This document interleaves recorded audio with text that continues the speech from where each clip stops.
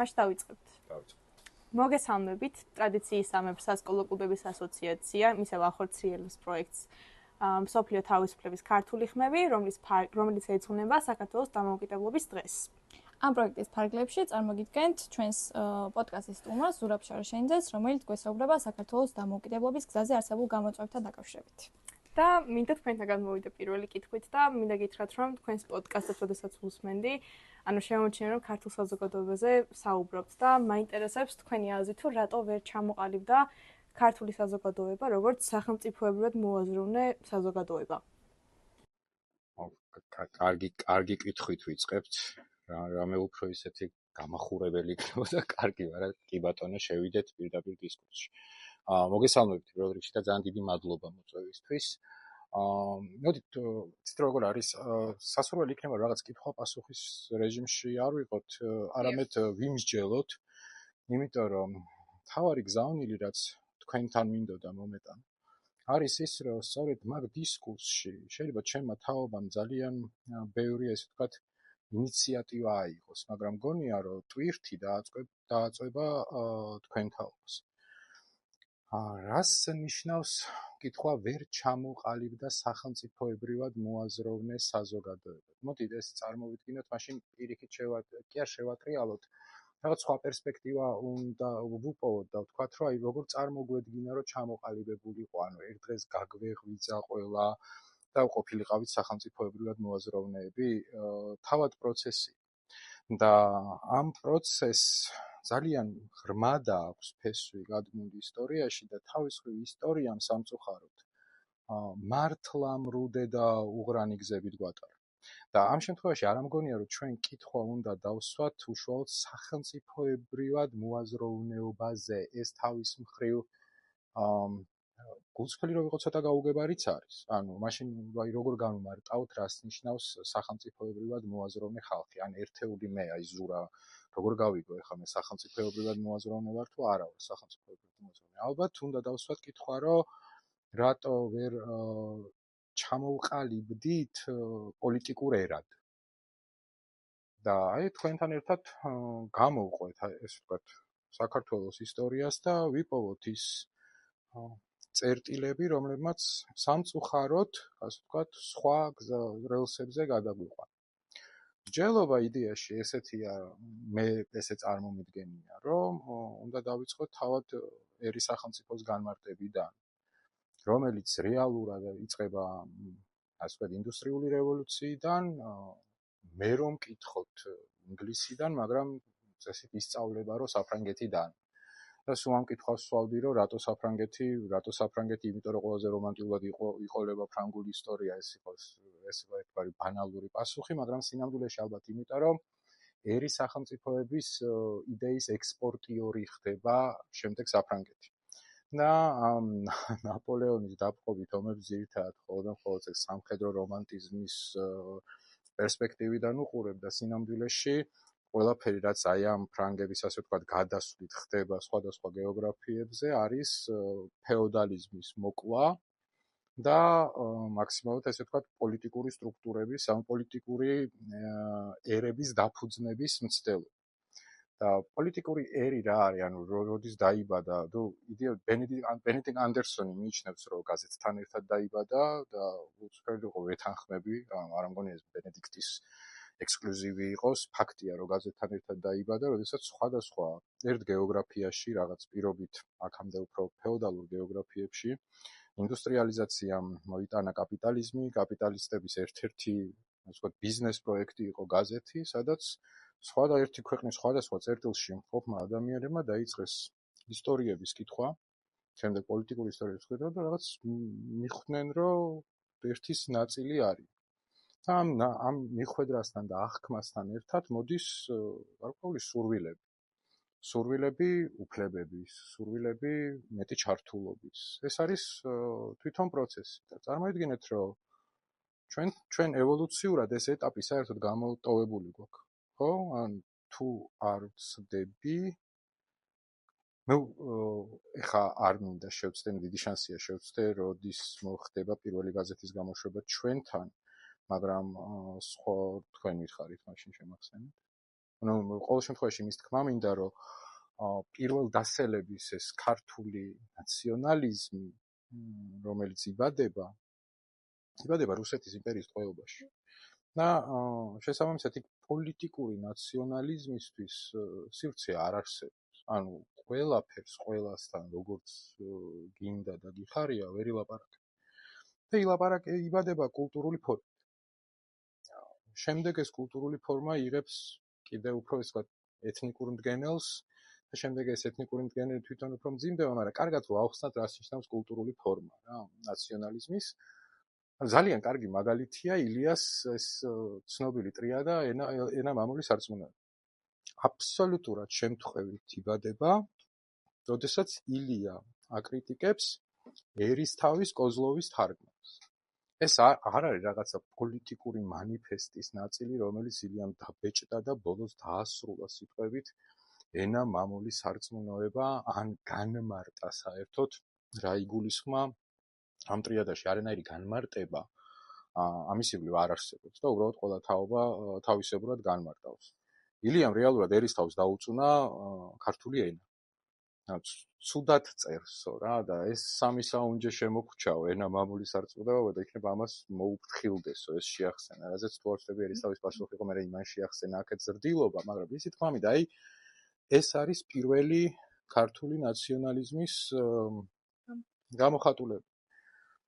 კიდევ ერთი ყოველ შემთხვევაში მეც ესე ვიცი და ბოდის მოგიხდით თქვენს და მაყურებელსაც თუ ვწდები, მაგრამ ასევე საკმაოდ საინტერესო მაგალითია, რომ თვით დასახელება ქართველი ეს თუ არ ვწდები პირველი საჯაროდ, ანუ საჯაროდ მას განვრჩევად იმის არამდენად მასობრივად გავრცელდა, იმიტომ რომ საუბრობთ საქართველოზე, სადაც წერა კითხვა ჯერ მასობრივად გავრცელებული არ არის. ეს მე-20 საუკუნის დასაწყისში პირველ პერიოდში უფრო იწყება, მაგრამ გამოცემული იყო მასობრივი გავრცელების სურვილით.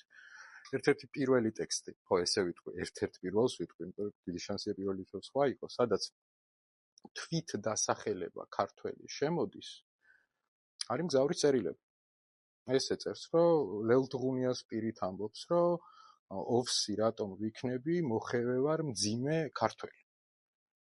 აქამდე ესე მე ქართველი, ანუ არსებობს პოლიტიკური ტერმინი ქართველი, რომელიც გამოიყენება ძალიან ვიწრო წრეებში, დაბადებული მე-10 საუკუნიდან, მაგრამ მე ქართველი, აი, ოვსი რატო ვიქნები, მოხევე ვარ ქართველი. ვარ ქართველი, როგორც მასობრივი თვითდასახელება, აი აქ იბადება.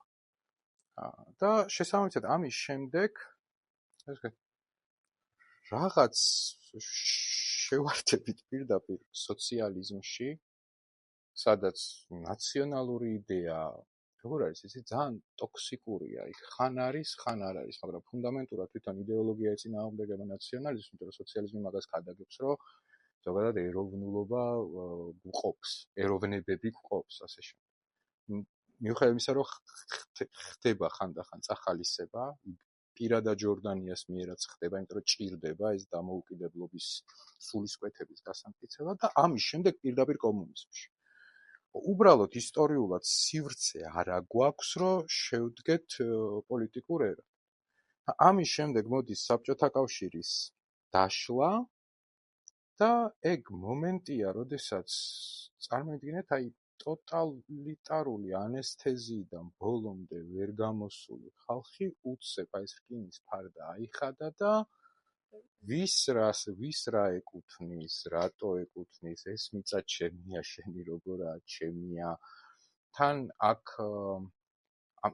თავის მხრივ ამ ტოტალიტარულ ანესთეზიაში ძალიან საინტერესო იყო, რომ ეს ეთნიკური მდგენელი კიდე მძიმედ არის წარმოდგენილი, იმიტომ რომ საბჭოეთი ხო თავის მხრივ ახალისებდა ნაციონალიზმს, ხან ახალისებდა, ხან არ ახალისებდა, ისეთი საგიჟეთი იყო 70 წელი, რომ ეგ აბსოლუტურად ალბათ ცალკე შეხვედრის და ცალკე მსჯელობის საგანია, მაგრამ ნაციონალიზმი ამ ხალხისთვის, ვინც გამოჩნდა რკინის ფარდის ახდის შემდეგ, განიმარტება მხოლოდ და მხოლოდ ეთნიკურად, მხოლოდ და მხოლოდ კულტურულად და საერთოდ არანაირი კავშირი არ აქვს პოლიტიკურ ერობასთან. სიტყვა მე ქართველი ნიშნავს ეთნიკურად ქართველი. მე პოლიტიკურად ქართველი არ არსებობს. და როდესაც გაჩნდება პოლიტიკურად ქართველი ცნება, ეგ ერთი. და ყველაზე მნიშვნელოვანი, როდესაც სიტყვა ეროვნულს გაუჩნდება უფრო მეტი პოლიტიკური ხასიათის შინაარსი, ვიდრე კულტურული, შეგვიძლია ვთქვათ, რომ უკვე დგავართ იმ რელსებზე, როდესაც ვიწყებთ პოლიტიკურ ერად და შესაბამისად ერთ სახელმწიფოდ ჩამოყალიბებას. იცით, ნიშნავს თუ არა ეგ სახელმწიფოებრივ აზროვნებას, ან უნდა დავიყვანოთ თუ არა სახელმწიფოებრივ აზროვნება კონკრეტულ ერთეულ ქართულ მოქალაქემდე, ცხადია, მაგრამ იდეალისტებიც ნუ ვიქნებით. ჩვენ ვსაუბრობთ რაღაცა სინერგიაზე ამ შემთხვევაში, რომ მოქალაქეები, ასე ვთქვათ, აღვიქვათ თუ არა, რომ სუვერენიტეტი ჩვენია, ძალაუფლების წყარო ჩვენ ვართ და გვაქვს უზენაესი სამოქალაქო შეთანხმება საქართველოს კონსტიტუცია, რომელიც აგერდებს მაგიდაზე და ყველა ამას ვიცავთ, იმიტომ რომ თითოეული ჩვენგანის კეთილდღეობისთვის ასე ჯობს. აი ეს აბსოლუტურად საკმარისია. ამის იქით სახელმწიფოებრივი აზროვნება ესე მასობრივად განვითარებული არ მოხდება. როგორც არ უნდა გვინდოდეს, არ მოხდება. არც ვიცით საერთოდ ეგეთი ჯამში კარგია თუ არა. ამ ჩართულობასაც რაღაცა გავთავხედდები და ვიტყვი, რომ ალბათ ჯობს თავის ლიმიტებში დარჩეს, მაგრამ დარჩეს აი ამ შეგნებით, რომ ჩემთვის სამოქალაქო და ეროვნული წმინდა წიგნი არის საქართველოს კონსტიტუცია. ხო, სიტყვა ეროვნულზეც ვიტყვი და შემდეგ დავაგრძელოთ. რაც გულისხმობდი, რომ ეროვნულს დაუბრუნდეს არც ქონია, ვერ ვიხმარ ამ სიტყვას საქართველოს შემთხვევაში. ეროვნულმა მიიღოს პოლიტიკური შინაარსი. ეხაც ეროვნული სიტყვა რო გვესმის, გეგონება ეროვნული არის ყველაფერი, რაც იწერება დიდაქტიკურ ენაზე, აქვს ბევრი ძახილის ნიშანი, ეხება საქართველოს, მის წარსულს, თუნდაც ეხებოდეს რამე კონკრეტულ წარსულში დაწერილი მწერალის სიტყვას. არ აქვს მნიშვნელობა. და არაფერი კავშირში არ იყოს ერთან, ან ერის პრობლემებთან, ან გამოწვევებთან. აი ეს პარადიგმაა შესაძლებელი. თამამად ვიტყოდი, რომ სტატიკურია სიტყვა ეროვნული და ამიტომაც ისაკუთრებს ყველა განურჩევად იმისა, უხდება, ერგება და იმსახურებს თუ არ იმსახურებს. ეროვნული არის, რაც გვაწუხებს მე და თქვენ. აი დღეს რაც გვაწუხებს, ეგ არის ეროვნული გამოწვევა. ხვალ რაც გვაწუხებს ყველას, ეგ არის ეროვნული გამოწვევა. ცოტა ბრუტალური მაგალითი რო ვთქვა, ჩემი 3-4 ინგლისელი მეგობარი თუ საუბრობს შექსპირზე, ვერაფრით ვერ აუხსნი, რომ ეს ამ დისკურს შეიძლება სიტყვა national მიაკუთვნო. არაფერ შუაში არ არის. უბრალოდ საუბრობენ შექსპირზე. ჩვენ 4 კაცი აქ რუსალოზე თუ ლაპარაკობთ, ეს ეროვნულ საკითხზე ვჯობთ. ეხლა შედარებით შეგნებულად ვაკეთებ ამის უტრირებას, რომ ერთი უკიდურესობა დაგანახოთ, სად ვართ. და რამდენად შორს ვართ იმისგან, რაც უნდა იყოს. ეროვნული არის უსაფრთხოების ამბავი, ეროვნული არის კეთილდღეობის ამბავი, ეკონომიკური ამბავი. რაც დღეს ვთქვი არა, რაც მნიშვნელოვანია, ეგ არის ეროვნული. რასაც ჩვენ ვამბობთ ჩვენზე.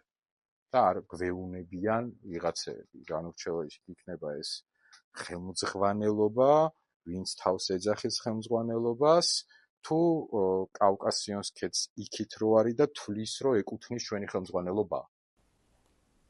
გასაგები. მადლობა, ძალიან დიდი. ესე იგი, ფიქრობთ, რომ ქართულ ხალხს დღეს საერთო ეროვნული იდეა აკლია? ფიქრობ თუ არა, რომ ქართულ ხალხს საერთო ეროვნული იდეა აკლია, ძალიან კარგი კითხვა, მაგრამ აიგივე წინამსჯელობიდან გამომდინარე, ალბათ ისევ გამიჭირდება განუმარტო რა არის ეროვნული იდეა.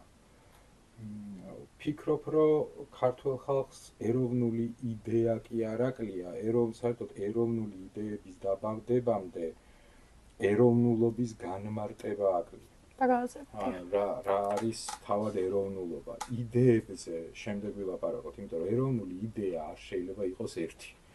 ეროვნული ძალიან ბევრი ეროვნული იდეა წამოვა, თუ მივხვდებით რა არის ეროვნული პრობლემა.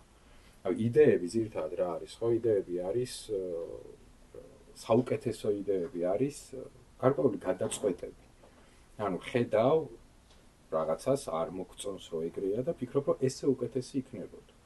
ოღონდ ეს შეიძლება კონკრეტული რაღაც არ მოგწონდეს, საერთო რაღაცა არ მოგწონდეს და თვითონ რომ შენი იდეა რაღაცას გაუმჯობესებს, მაგრამ იმისთვის რომ გაუმჯობესება მიიღო თავად იდეა გაჩნდეს, ამათ შეიძლება რაღაცა გაუმჯობესოს, პრობლემას უნდა აღიქვავდეს. შენ თუ პრობლემაში სიტყვა ეროვნულს ვერ ნერგავ, იმიტომ რომ ეროვნული ყველაფერი კულტურულია, მაგრამ არაფერი პოლიტიკური, შესაბამისად ვერ დაიბადება ეროვნული იდეა. ეროვნული იდეები. მინდა რომ საზოგადოებაზე გკითხოთ და ყველაზე მეტად ეს კითხვა მიჩნდება ხოლმე ჩვენი საზოგადოების მიმართ და თქვენი აზრი მაინტერესებს ამ კითხვაზე. ანუ რატომ არის საზოგადოება ხშირად წარმატებული ადამიანის მიმართ, ანუ აგრესიული და ანუ არ ენდობიან ასეთ ადამიანებს. აი, რატომ ვერ იტანენ ესე რომ ვთქვათ, უხეშად რო ვთქვათ. თქვენ გრძნობთ ამას ქუჩაში? ქუჩაში არა, ზოგადად. სოციალურ ქსელში? დიახ. არა, სოციალურ ქსელშიც ზოგადად, ქუჩაშიც, აი ყველგან, ანუ ზოგადად ჩვენს ერში უცნობ ასეთ დამოკიდებულებას ერთმანეთს. არა მგონია რომ ეგ ქართული ფენომენი იყოს ზოგადად, ეს რაღაც არის ერთი რა არის პროექცირებული და უბრალოდ მე განცდა მაქვს რომ თქვენ რაზეც ამახვილებთ ყურადღებას და მომიტევეთ უცდები, აი ტროლბოტების პროექცია იმ საქართველოსი, რომელსაც გაჩვენებენ, რომ არსებობს ეგეთი ადამიანები, რომლებიც უყეფენ ყველაფერს, რაც კარგია.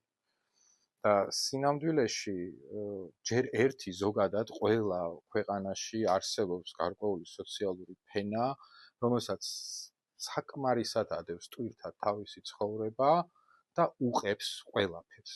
არანსხვავებს იქ ცუდია თუ კარგია. და ამ ადამიანებს უფრო უნდა გაუგო, ვიდრე უნდა აქეთ უყეფო. ჩვენ შემთხვევაში ეს უბრალოდ აყვანილია პოლიტიკურ ხარისხში. ამის წამხალისებლები და იდეის ორგანიზატორები ცდილობენ დაგანახონ, რომ აი ესეთი ხალხი ბევრია და ყველაფერს დაუყეფენ, ოღონდ წარმატებას კი არ უყეფენ, უბრალოდ აი გიუფასურებენ სიკარგეს ეგ ერთი და თან მით უმეტეს თუ ეს კარგი გარკვეულ დასავლურ ღირებულებებზე დგას, ყველაფერს დასავლეთს უყეფენ ყველაფერს დასავლურს, მაგრამ კიდევ ერთხელ მეორე, აი მაგიტომაც სწორედ ვიკითხეთ ქუჩაში თუ გრძნობთ მაგ განწყობებს, იმიტომ რომ აბსოლუტურად სხვადასხვა რეალობაა, რას ვკითხულობთ სოციალურ ქსელში და რა ხდება გარეთ. და დარწმუნებული ვარ ჩვენ სოციალური ქსელიდან ვირჩევლობთ, იმიტომ რომ გარეთაც სოციალურ ქსელში ვარ ჩართულები. ეს არ ნიშნავს, რომ ესე არ უნდა იყოს და ნამდვილად არ გამეკუთვნები კატეგორიის ადამიანებს, რომელსაც უნდა თქვათ, რომ ეს მობილურებიდან თავები უნდა ამოყოთ, ეგ ზღაპარია, არ ამოვყოფთ უბრალოდ. აი ვინც არ უნდა იწუწუნოს, ხო ვერ ამოვყოფ. ვინც არ უნდა იწუწუნოს და მართლაც რამდენი არ უნდა იყეფოს, ჩვენი თავები მობილურში იქნება აცტამარადის თუ უბრალოდ გაჯეტი არ გამოიცვალა.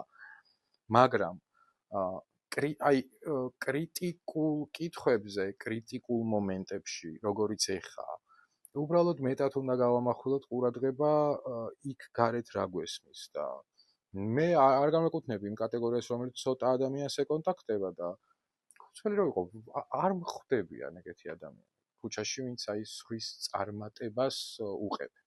ხა ერთეული ოდიში თქვეთა გაბოროტებული მეზობელი თითო корпуს ყველას ხავს. ეგ მაგის გადამრავლებას მასე ვერ გავაკეთებ. ასე რომ პასუხი თქვენ კითხვაზე ესეთია. არ არის პროექცირებული რეალობაა ეგ ინტერნეტში და მგონია რომ ისევე როგორც აი ჩვენ საუბრის დასაწყისში მოხდა ეს არ მოხდა კამერაზე ვთქვი რომ თქვენი თაობის ტვირთი იქნება სწორედ შევდგეთ თუ მოხდა კამერაზე ერთ სახელმწიფოდ მეტწილად იმიტომ ჩვენ ყოველ გავხსნით დისკურსს და წავე საკითხებს გამოვიტანთ მაგრამ გონია რომ თქვენი კონსენსუსი უკვე თქვენს თაობაში უნდა შედგეს აი ასევე ვფიქრობ, რომ თქვენი თაობის, ოღონდ ეხლა უკვე აი აწმყოში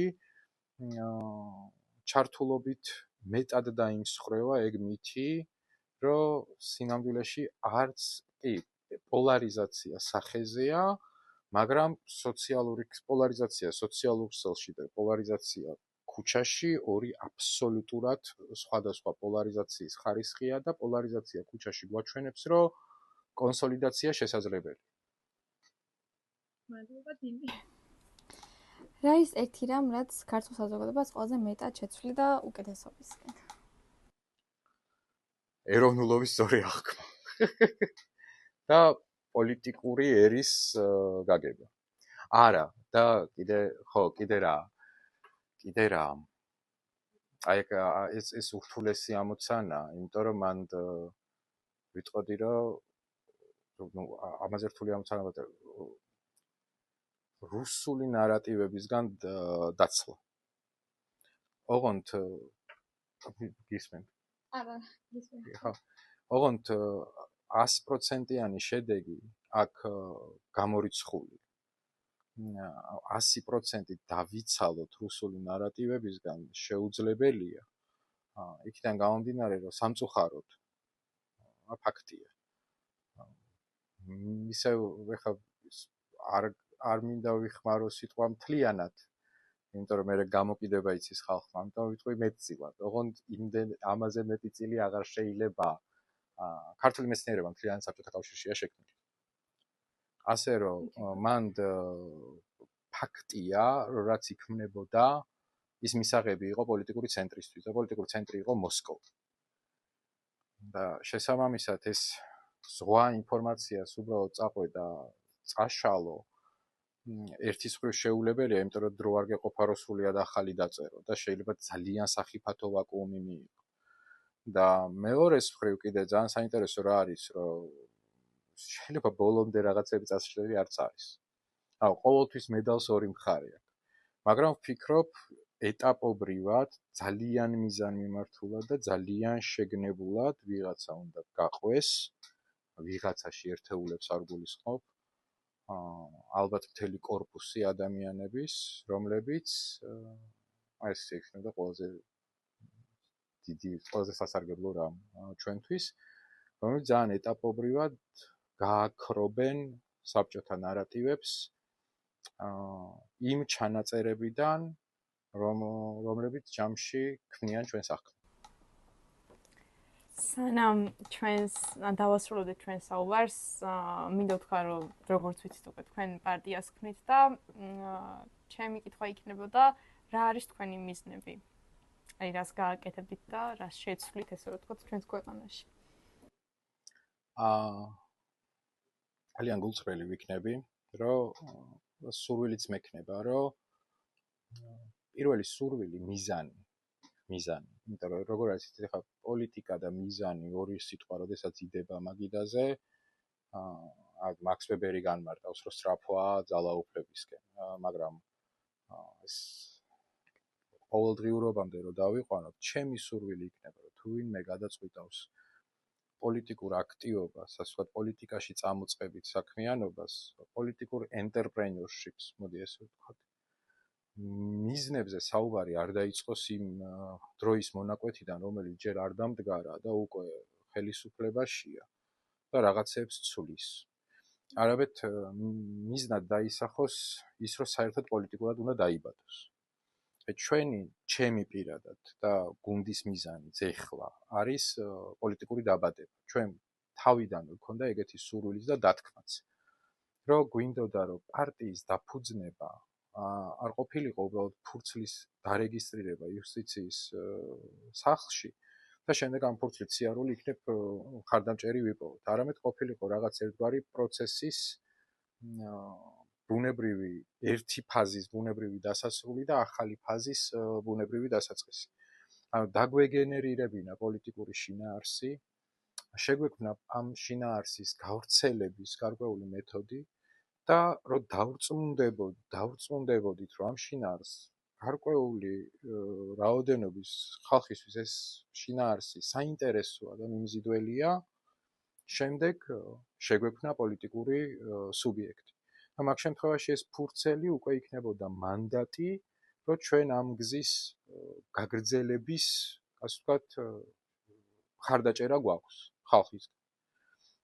შემდეგ მოდის უკვე ალბათ საარჩევნო ციკლი, რომელშიც მონაწილეობდა ფაქტის წინაშედგები ეს შენი მხარდაჭერა რეალურ მხარდაჭერაში ან მანდატის მონიჭებაში გადაიზარდა თუ არა. ალბათ ესეთ მიზნებზე ვისურვებდი, რომ ისაუბრონ იმ პოლიტიკოსებმა, რომლებიც ეხა იწყებენ აქტივობას, ვიდრე იმაზე, რას იზავენ მაშინ და რა სამსვლაში როგორ ამოიყვანენ უფრო თბილ მზეს აღმოსავლეთით.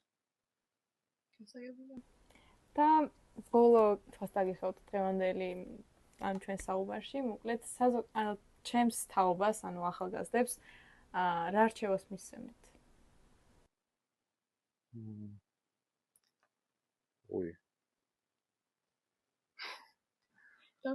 ესეთ პირდაპირ გულწრფელი პასუხია, რომ რჩევას არ მივცემდი.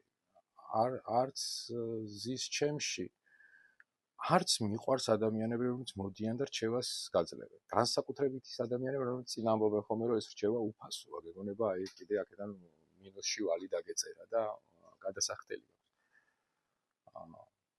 მე ყველაფერს ვიზამ, რომ თქვენ თაობა მიქნებ დაინახოს, რომ პოლიტიკა არ არის რაღაცა აღარ იყოს სტიგმატიზებული.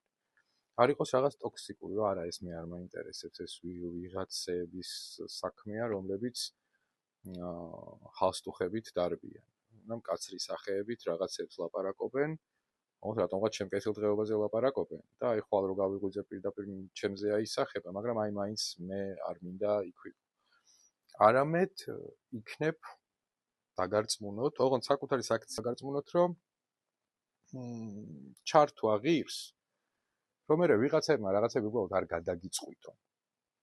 და ბოლოს ძალიან გვიანი რო იქნება, ისევ ქუჩაში არ იყოს გასასვლელი. მადლობა, ძალიან დიდი მადლობა მაყურებელს და მადლობა თქვენ ბატონო ზურაბ, მართლა ძალიან საინტერესო პოდკასტი იყო და შეხვედრამდე, ნახვამდის.